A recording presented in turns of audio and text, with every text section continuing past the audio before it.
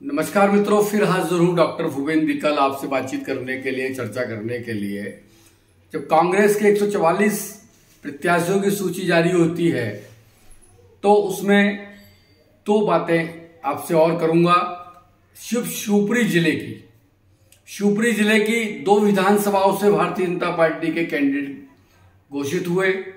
पिछोर विधानसभा से प्रीतम सिंह लोधी और करेरा विधानसभा से रमेश जी खटीक। हम बात करेंगे अब शिवपुरी की। शिवपुरी में विधायक जिन्होंने साफ साफ कह दिया ऐश्वर्या सिंधिया जी ने कि मैं चुनाव नहीं लड़ूंगी, और उसके बाद कांग्रेस का प्रत्याशी घोषित होता है, उनका नाम है श्री केपी सिंह जी कक्का जी, जो पिछोर की कांग्रेस सीट से 6 बार जीतने के बाद, कांग्रेस सीट का प्रयोग इसलिए किया कि अभी तक कांग्रेस वहां से 6 बार जीती है, तो कांग्रेस सीट से जीतने के बाद कांग्रेस ने उन्हें शिवपुरी विधानसभा से लड़ाने के लिए नाम घोषित कर दिया। और कल रात से ही ये चर्चा है कि यहां से कौन सा प्रत्याशी होगा। तो ये भी कयास लगाया जा रहा है कि ज्योतिरादित्य सिंधिया को यहां से विधानसभा लड़ाया जा सकता है। उसके पीछे रणनीतिकार कहते हैं कि इसलिए लड़ाया जाएगा कि सीएम के पद के वो दावेदार हैं और 100 सीटों पर उनका अपना स्थान है। ग्वालियर, चंबल, मालवा जो सिंधिया की रियासत रही है, और उसके अलावा देखा जाए तो मध्यांचल में भी उनका बहुत ज्यादा योगदान रहा है, तो 100 सीटों को प्रभावित करते हैं।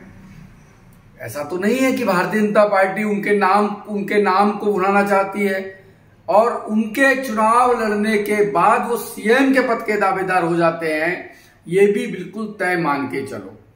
तो जो सूची भारतीय जनता पार्टी की आने वाली है, 5वीं सूची, उस सूची में ज्योतिरादित्य सिंधिया को शिवपुरी चुनाव लड़ाया जा सकता है। ये कयास मैं मानता हूं निश्चित है, क्योंकि ऐश्वर्या सिंधिया ने जब अपनी सीट छोड़ी है, क्योंकि वो आत्या है, वो बुआ है ज्योतिरादित्य सिंधिया जी की, और भारतीय जनता पार्टी की बड़ी लीडर है, उन्होंने अगर अपने भतीजे के लिए सीट छोड़ी है तो सोच के छोड़ी होगी।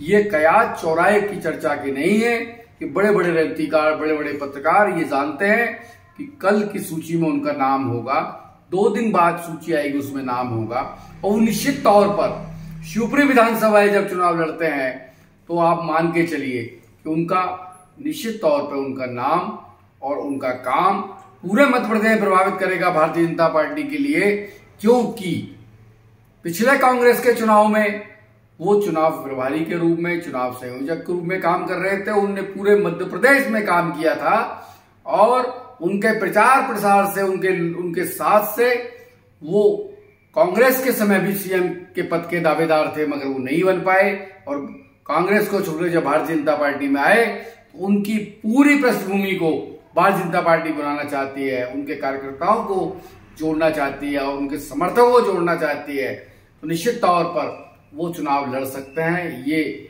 आज का जो पूरे दिन भर की चर्चा है वो केपी सिंह जी के साथ, केपी सिंह जब कांग्रेस से लड़ेंगे तो ये भी रणनीति है कि कांग्रेस से केपी सिंह को लड़ाने की रणनीति कांग्रेस की रही होगी, और भारतीय जनता पार्टी की रणनीति भी है वो सिंधिया जी को लड़ा सकते हैं। चलो सिंधिया जी नहीं लड़ते हैं मान लीजिए, तो कौन लड़ेगा? क्या देवेंद्र जैन लड़ेंगे?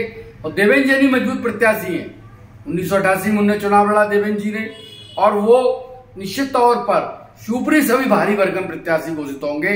लेकिन मेरा फिर कहना है सिंधिया जी को चुनाव लड़ाया जा सकता है, और सिंधिया जी नहीं तो देवेंद्र जी को चुनाव लड़ाया जा सकता है। बस इतनी सी बात मुझे कहना है। सिंधिया पर बार बार मैं बात करूंगा कि चुनाव लड़ सकते हैं। नमस्कार मित्रों।